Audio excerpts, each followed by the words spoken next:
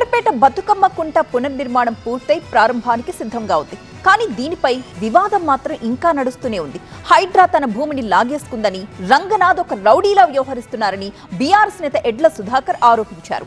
1970 నుంచే అక్కడ చెరువు ఉందని, సుధాకర్ కమెంట్స్ సిల్లీగా ఉన్నాయంటూ కొట్టిపడేశారు హైడ్రా కమిషనర్.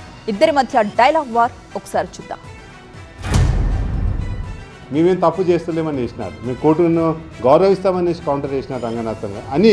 మళ్ళీ నేను వెళ్ళి నా ల్యాండ్లో వచ్చి ప్రెస్ స్టేట్మెంట్ ఇచ్చిందంటే నాకు నిజంగా ఆశ్చర్యం వేస్తుంది. గవర్నమెంట్కి జ్యుడిషియరీ అంటే ఎంత చిన్న చూపు అని. అసంటప్పుడు వీళ్ళ కోర్టులు ఎందుకు, కోర్టులో వీళ్ళ స్టాండింగ్ కౌన్సిల్ ఎందుకు, కౌంటర్లు ఎందుకు వేస్తున్నారు?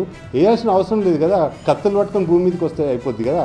పోలీస్ కంప్లైంట్ ఇచ్చినాను, నా కంప్లైంట్ తీసుకోకుండా వాళ్ళకు పోలీసు వాళ్ళు సేఫ్ గార్డ్ చేస్తూ ఉన్నారు. నేను ఇంతకుముందు గవర్నమెంట్కు ప్రివ్యూ నోటిఫికేషన్ మీద ఆబ్జెక్ట్ చేస్తూ లెటర్ ఇచ్చిన మ్యాప్ దాంట్లో ఎన్క్లోజ్ చేసిన దాన్ని తీసి దాని మీద ఫోర్స్ చేసి దాని మీద చేతితోటి చిన్నగా కుంటాను రాసి కోర్టు సబ్మిట్ చేస్తాను. విచ్చలవిడిగా ముందడికి వచ్చి అంత రౌడీజం చేస్తూ ఉన్నారు రంగనాథన్. ఎందుకంటే ఆయన చేతిలో పవర్ ఉందని చెప్పి డెఫినెట్లీ కంటెంప్ట్ చేసినాను. I say that Ranganath should be punished.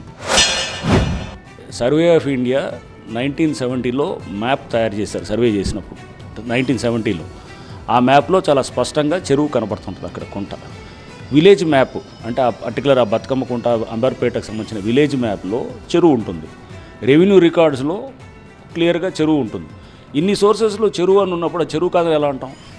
మేము కుంటా అని మేము ఫోర్జరీ చేసామనేది, లేకపోతే ఆయన లీడర్ అని ఇట్లా ఏమి ఉండదండి. అన్ని చెరువులు ఇట్లాంటి ఎక్కడెప్పుడు కబ్జా అయినా అన్నీ కూడా బయటకు తీస్తున్నాం. ఫోర్జరీస్ మేమే సంతకాలు పెట్టి ఏదో కుంటా అని రాసి ఇవన్నీ చేస్తుంటే చాలా సిల్లీగా ఉన్నాయి. సో ఎన్నిటికీ I don't want to comment. ఎట్లా మేనేజ్ చేస్తారు? సో న్యాయ వ్యవస్థ అది ఇండిపెండెంట్గా పనిచేస్తుంది. హైడ్రా కూడా ఒక బాధ్యతతో పనిచేస్తుంది. ఇష్టమైనట్టు మాట్లాడితే మేము కూడా రేపు లీగల్ లిటిగేషన్ ఫైల్ చేయాల్సి వస్తాం.